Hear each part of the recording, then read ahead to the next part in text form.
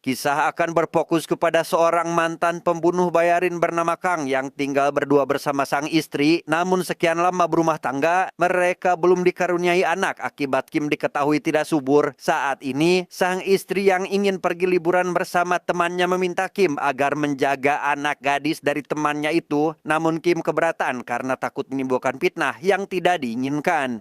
애 좀 봐줘. 몇 살인데? 17? 걔도 나 불편해할 거야. 그냥 자기 집에 있으라 그래. Di sana si istri mengatakan jika dirinya akan liburan selama 3 minggu, sehingga selama itu jugalah Kang harus senantiasa menjaga serta memastikan keselamatan si anak. Dan sebagai hadiah apabila semua berjalan mulus, si istri berjanji akan memuaskannya setelah pulang dari liburan nanti. 이번에 협조 잘하잖아? 그럼 몇 달간 원 없이 소개해줄게.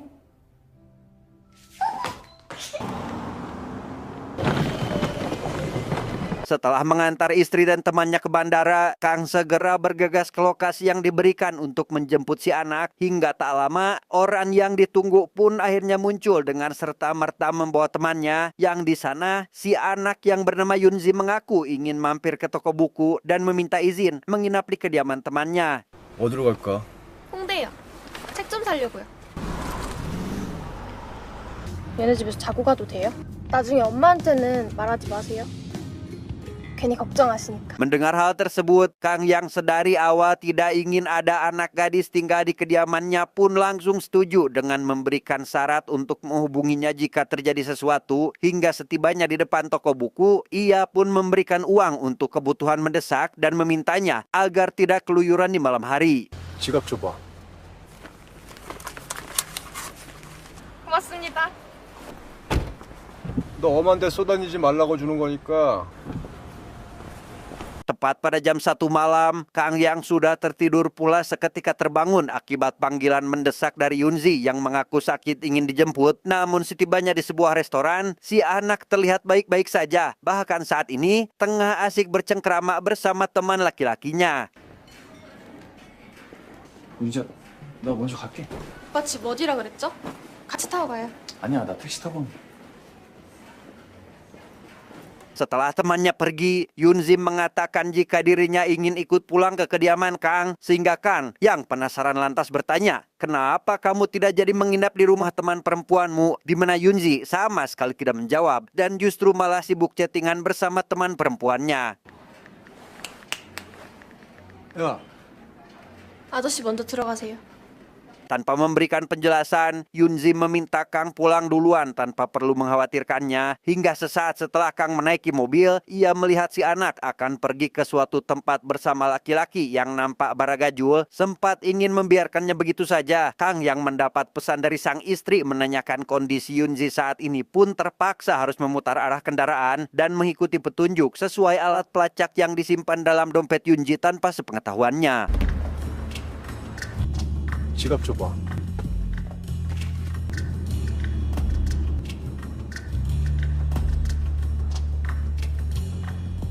Sementara itu, Yunji bersama temannya yang bernama Henzo rupanya sedang berada di sebuah arena ice skating yang tidak beroperasi. Yang di sana mereka dipaksa oleh seorang wanita bernama Teh Yuli yang ingin keduanya bekerja sebagai wanita penghibur sampai akhirnya Kang muncul dan menghajar para remaja baragaju tersebut.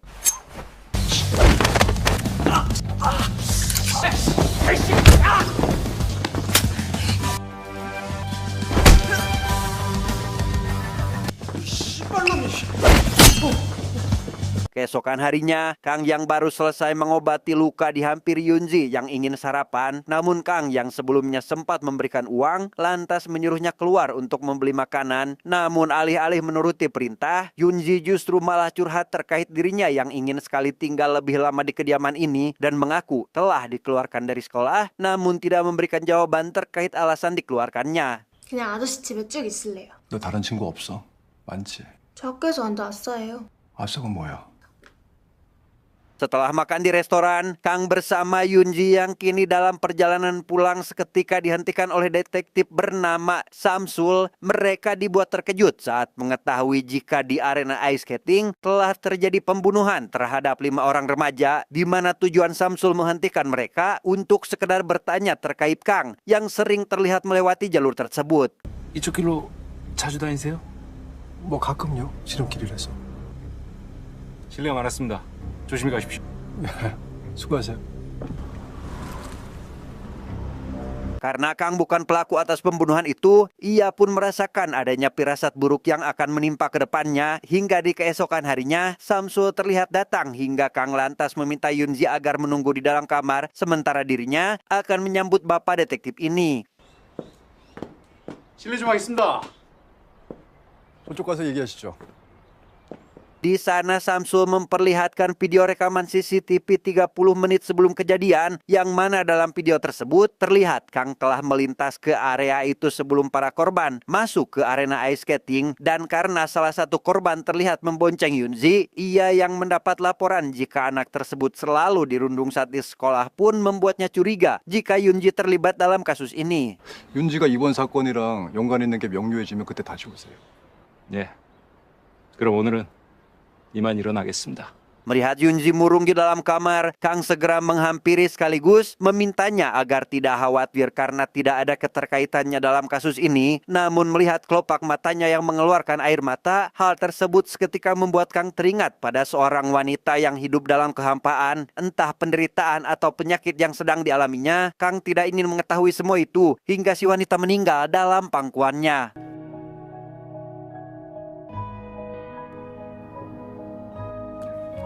Tak berselang lama, Yunji dihubungi oleh Yuli melalui ponsel milik Hejo, yang di sana Yuli mengancam akan menghabisi pemilik ponsel tersebut sekaligus memberikan pisau yang terdapat sidik jari Kang kepada polisi agar dijadikan sebagai tersangka pembunuhan, di mana Kang yang menyadari jika saat ini Yuli menyimpan dompet milik Yunji pun berniat pergi untuk menemuinya tanpa memperdulikan alamat palsu yang diberikan Yuli kepadanya. 어떡해요?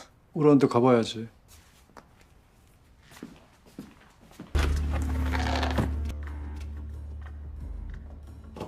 Sebelum pergi, Kang memberikan jam tangan yang terdapat chip pelacak di dalamnya. Ia melarang Yunji ikut dan memintanya agar menunggu di dalam rumah, sementara dirinya akan berangkat untuk menemui Yuli saat itu juga.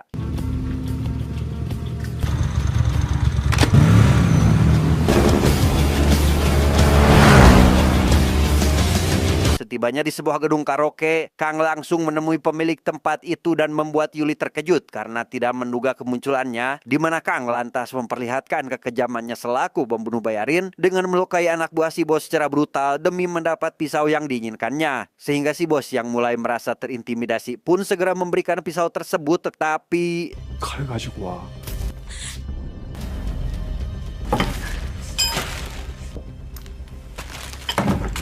움직이지 마! 뭐해 빨리 쏴!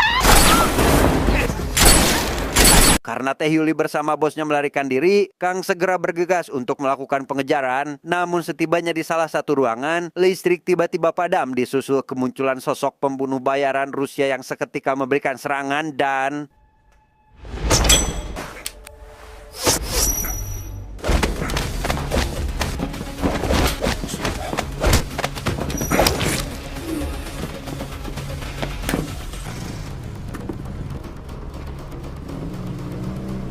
Sepulangnya ke rumah, Kang mendapati keanehan tatkala melihat jejak mobil mencurigakan di depan rumahnya. Ia segera masuk ke dalam dan menyadari jika beberapa jam sebelumnya telah datang beberapa orang yang menculik Yunji dari tempat ini. Sehingga mengetahui Yunji dalam bahaya, Kang pun segera mengikuti arah mobil itu sesuai alat pelacak.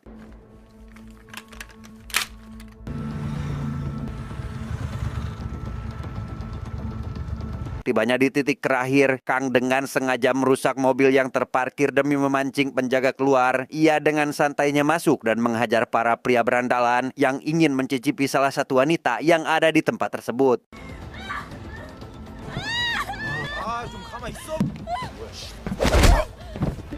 윤지 어디 있어? mengetahui Yuli melarikan diri, Kang segera melakukan pengejaran hingga berhasil menangkap wanita itu. Yang di sana, Yuli rupanya sudah mengetahui jika alat pelacaklah yang membuat Kang selalu menemukan keberadaannya. Sehingga demi mempercepat proses pencarian, Kang pun langsung membawa Yuli untuk diinterogasi. 윤지는 왜 그랬어? Di sana Yuli menceritakan terkait dirinya yang merupakan agen atau perantara yang bertugas mencari gadis terlantar untuk dijadikan pekerja malam. Ia menganggap Yunji masuk dalam kategori itu karena tidak memiliki orang tua. Namun informasi lebih detailnya, Yuli tidak ingin memberitahukan hal tersebut dan hanya memberikan saran agar Kang menemui kakaknya di salah satu hotel.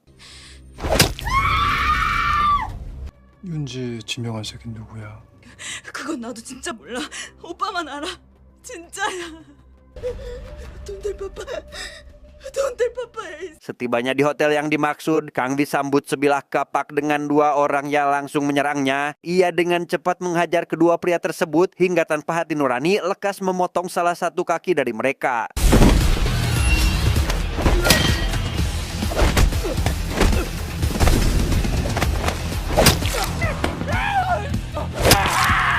Bersamaan dengan itu, beberapa orang penjaga yang baru keluar dari dalam lift secara spontan melakukan penyerangan. Mereka menggunakan sebilah kapak, bahkan pisau sebagai senjata untuk mengalahkannya. Namun hal itu sama sekali tidak berarti bagi seorang pembunuh profesional seperti Kang, yang kali ini bahkan harus menghadapi musuh yang lebih banyak dari sebelumnya.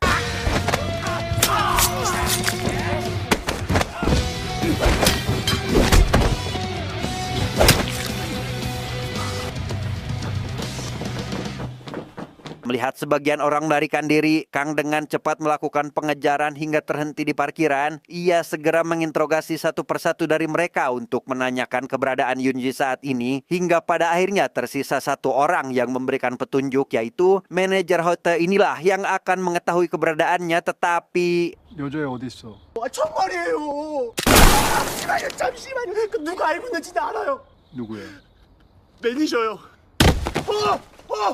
dan ya, si manajer yang dimaksud malah tewas di tangan pembunuh Rusia yang bernama Sony. Ia mengatakan jika perusahaan telah mengalami kerugian besar akibat perbuatan Kang saat ini. Dan apabila ingin menemukan wanita yang dicari, Kang disarankan pergi ke pelabuhan kargo sebelum jam 8 siang. Namun harus berhadapan dengannya terlebih dahulu dan...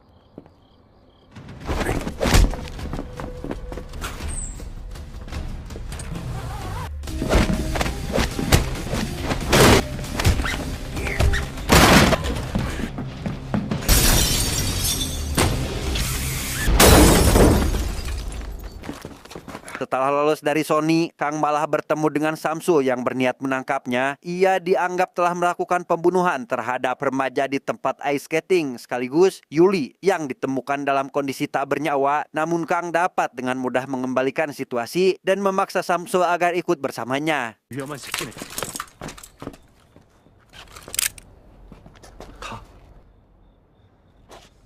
Sesampainya di pelabuhan, Kang mulai mengamati area sekitar hingga menemukan keberadaan Yunzi. Ia segera menaikkan kecepatan untuk menabrak mobil penculik itu sebelum dimasukkan ke dalam box pengangkut barang sekaligus menyelamatkan Yunzi yang tentunya akan mendapatkan sedikit luka.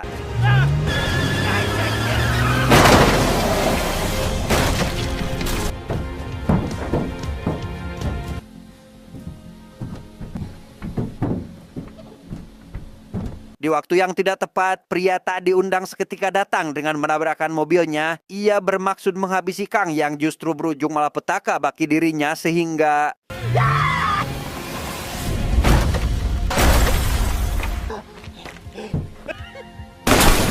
Berkat ponsel milik pria itu, Kang mengetahui jika Samsul rupanya telah bersekongkol dengan penculik untuk menjadikannya sebagai tersangka. Namun alih-alih menghabisinya, Kang justru malah meminta bantuan Samsul agar membantunya dalam memberantas masalah ini. Sehingga pihak kepolisian yang baru tiba ke sana tidak menyalahkan Kang atas apa yang terjadi di tempat ini.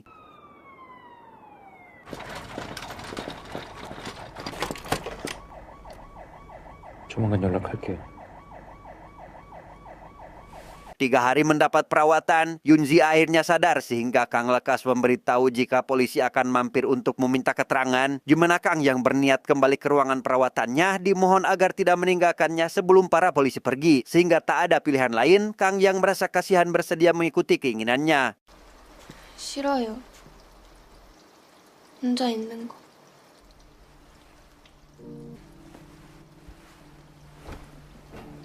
Setelah wawancara selesai, Samsul langsung menemui Kang untuk membahas terkait kesepakatan mereka. Ia sudah membersihkan nama Kang dari kasus apapun dan ingin bayaran atas jasa yang dilakukannya, di mana Kang berjanji akan memberikan uang dalam jumlah berapapun yang Samsul inginkan, dengan syarat harus menemukan lebih dulu orang yang ingin menjual Yunji ke luar negeri. 윤지 지명한 새끼 찾는 거 거기까지가 우리 딜이야. Sore harinya, Kang menemui temannya untuk meminta bantuan. Ia ingin mendapatkan senjata dari pasar gelap dan akan membayar biaya lebih tinggi dari harga biasanya. Namun mendengar jenis barang yang dipesan, si sahabat yang penasaran untuk apa senjata itu pun membuat Kang hanya mengatakan jika dirinya ingin bersenang-senang minggu ini. 왜 그러는 거야? 날씨도 꿉꿉하고 해서.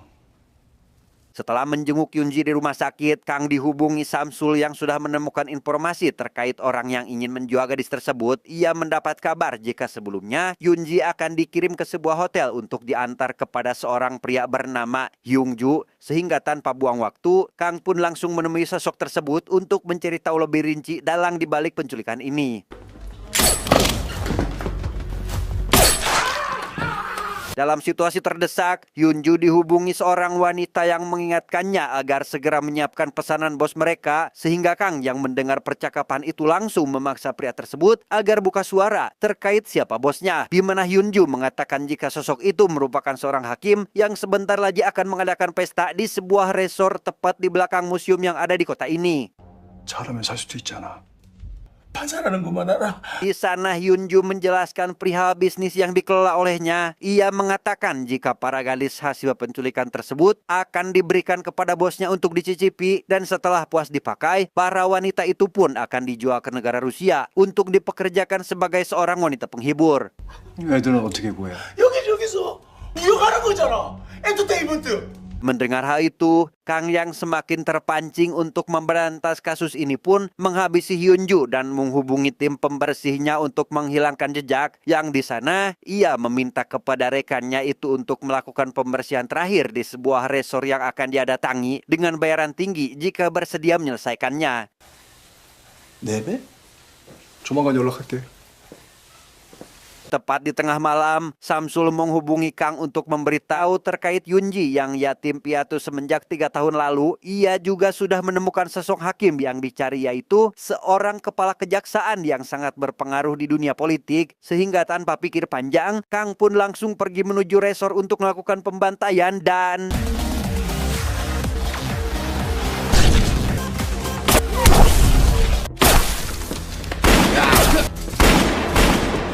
Tanpa diduga, Samsul juga datang ke sana untuk membantu. Namun di tengah ketegangan baku tembak yang masih berlangsung, Kang pada akhirnya dibuat terpojok karena Samsul pada kenyataannya masih berkomplot dengan mereka sehingga... 총 내려. Alhasil, Kang langsung dibawa ke hadapan bos yang merupakan kepala kejaksaan bernama Jong-un. Dan setelah melakukan perkenalan singkat, Jong-un pun lantas menyuruh Samsul agar mengeksekusi Kang di ruangan berbeda. Namun setibanya di ruangan yang dimaksud, Kang mampu membalikan keadaan yang membuat anak buah Jong-un mulai berdatangan dan...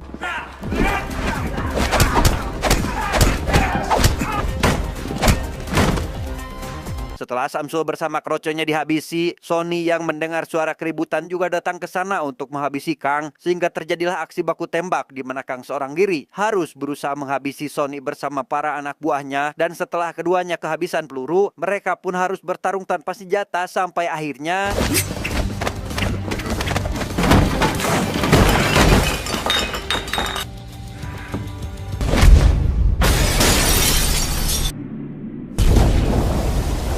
Jong-un yang baru selesai membersihkan diri dibuat terkejut tatkala menyadari jika Kang masih hidup. Ia diminta agar menceritakan terkait alasannya ingin menculik Yoonji, sehingga Jong-un lantas memberitahu jika ibu angkat Yoonji sendirilah yang ingin menjualnya. Namun karena Jong-un tetap hama yang mengelola bisnis keji tersebut, Kang sama sekali tidak ingin memberikan toleransi dan tetap menghabisinya saat itu juga.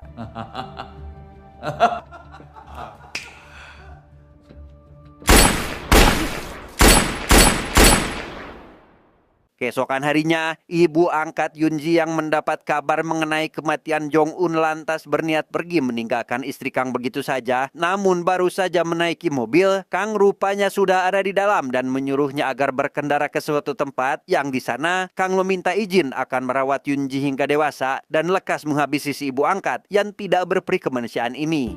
어른이 될 때까지는 내가 돌볼 거야. 죽어도 되는 년이야. Setelah semua berakhir, Kang segera menemui istrinya sebagai bentuk kejutan. Ia membawa serta Yoonji yang akan dijadikan anak angkat bagi mereka berdua, sehingga sang istri yang merasa senang akan hal itu pun langsung memeluknya saat itu juga.